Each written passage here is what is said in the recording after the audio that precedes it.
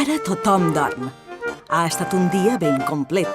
A l'escola, en Lluís i na Lluïsa, els dos germans de la casa, han preparat amb els seus companys l'obra de teatre que han de representar.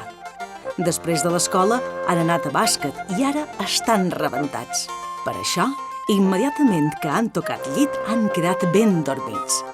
Els seus pares també estan cansats de la feina i ja dormen. Per tant, tot està en silenci.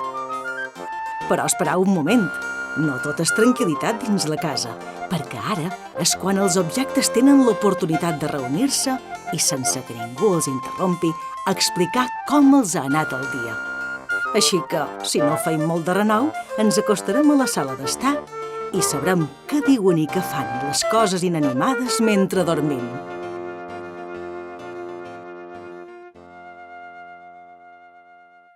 A la sala s'han encès els llums i la primera que arriba és l'aspiradora. Fa aspecte de cansada, perquè avui li ha tocat fer dissabte. Ha vengut l'Al·lota que fa net i, com que és jove i molt alegre, ha posat la ràdio a rompre i ha estat com si ballés. No ha deixat res sense passar amb l'aspiradora, que no ha tingut ni un moment de descans. Per favor, estic feta pols. Quan ve na Maria em posa a tremolar. Cortines, sofàs, butaques, estores... No deixa res sense fer net. Si tu et queixes, a mi m'han fet cantar tot el temps. He passat del rock a la música dance, després a la house i jo què sé. Tenc la veu escanyada com si m'haguessin passat un paper de vidre pels xips. El manco a tu no atuen d'aquí cap allà com si fossis una baldufa. I... espera... Sents aquesta olor? No! I per la porta apareixen les esportives, ben orgulloses de l'esforç del dia i de la suor que desprenen. Hola, bona gent. Avui també hem guanyat el partit. Ha costat pena, però ho hem aconseguit.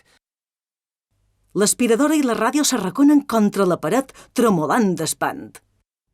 No vos acosteu! Aquesta olor és insuportable! Les esportives, però, amb un somriure pervers i retorçut, segueixen avançant cap a elles sense fer cas de les seves súpliques. Aleshores, s'obre la porta de la cuina i apareix a tota velocitat un ambientador que, amb decisió, envia una bona bafarada d'olor a pins.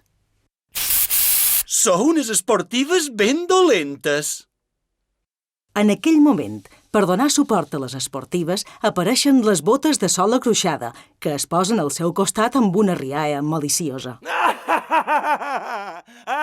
L'ambientador queda sense reserves i se situa també contra la paret, mentre les esportives i les botes s'acosten a poc a les seves víctimes. L'aspiradora, aleshores, té una idea. Estén el seu cable per trobar un endoll i quan ho ha fet es connecta i envia una ràfaga d'aire cap a les esportives i les botes, les quals, sorpreses per aquell contraatac inesperat, reboten contra la paret contrària i queden fetes un bon embolic en terra. L'aspiradora, la ràdio i l'ambientador fan un rotllo i es posen a ballar. Victòria! Visca! Sempre esteu igual. No hi ha cap nit que no em desperteu en les vostres bregues. Ha estat la granera qui ha dit això, qui, juntament amb la pala recollidora, s'acosten a les esportives i les botes per recollir-les i dur-les un altre pic al seu lloc. Es tracta d'una feina molt delicada, perquè han d'entrar a l'habitació dels nins i posar-les davall dels llits. Ai, estan marejades i veiem bellumes. Crec que no podrem tornar a jugar a bàsquet. Va, callau! Sempre vos queixau.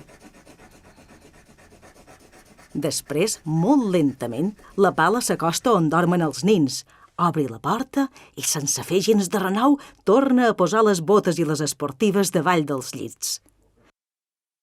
Com sempre, però, s'equivoca i posa les esportives d'en Lluís davall del llit de na Lluïsa i les esportives de na Lluïsa davall del llit d'en Lluís. Aquella nit, però, passa una cosa horrible. Na Lluïsa, de sobte, es desperta i, mitja dormida, s'aixeca. La Pala s'amaga tremolant darrere d'una cadira, però na Lluïsa ni s'entén perquè va com si encara dormís. Passa per la sala, on tots han quedat en silenci, i va fins a la cuina. Obri el llum. Tothom queda paralitzat. Els ganivets, les culleres i les forquetes d'un bot es fiquen en el seu calaix. Les llesques de pa que fins aleshores havien provat d'obrir la mantega per escampar-se-la tornen a tota pressa dins la bossa del pa. Les setrilleres deixen de perdre oli damunt les galletes i queden estàtiques, com si no haguessin fet res. Na Lluïsa obri la gelera i afortunadament està més dormida que no desperta, perquè hauria vist un espectacle indescriptible. Els peixos discutint amb les tires de llom, les botelles de llet barallant-se amb les d'aigua, les lletugues i les tomàtigues que es diuen el nom del porc perquè volen ser la part essencial de les ensalades. Quan noten que s'obre la porta, però, tots queden callats i aturats com si no passés res. Na Lluïsa agafa un bocí de xocolata i una galleta i se'n torna cap al llit pegant-li unes bones mossegades. Quan el perill ha passat, tots tornen a posar-se en marxa, fins que es fa de dia i el despertador sona perquè els nens s'aixequin per anar a escola i els pares a fer feina. Se pot saber on és la Pala recollidora? És aquí, mamà! I qui l'ha deixat aquí, que no és al seu lloc? Haurà estat na Lluïsa, que sempre mou les coses del seu lloc. Jo no l'he tocada per res. Per cert, on són les meves esportives? Les teves eren davall del meu llit. Desconnecta l'aspiradora. Vos he dit 1000 vegades que no deixeu l'aspiradora connectada. Això són coses d'Anna Maria, que és una esborbada i sempre se li oblida.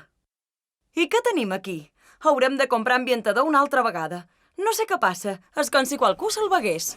O sigui, que es presenta un nou dia. Normal, com tots els altres dies a Can Lluïsa i a Can Lluís. El pròxim pic que els visitem, però, serà interessant que anem a veure què passa a la sala de les juguetes, perquè m'han comentat, i això m'ho ha dit el despertador a primera hora, que també s'organitza una bona festa mentre dormim.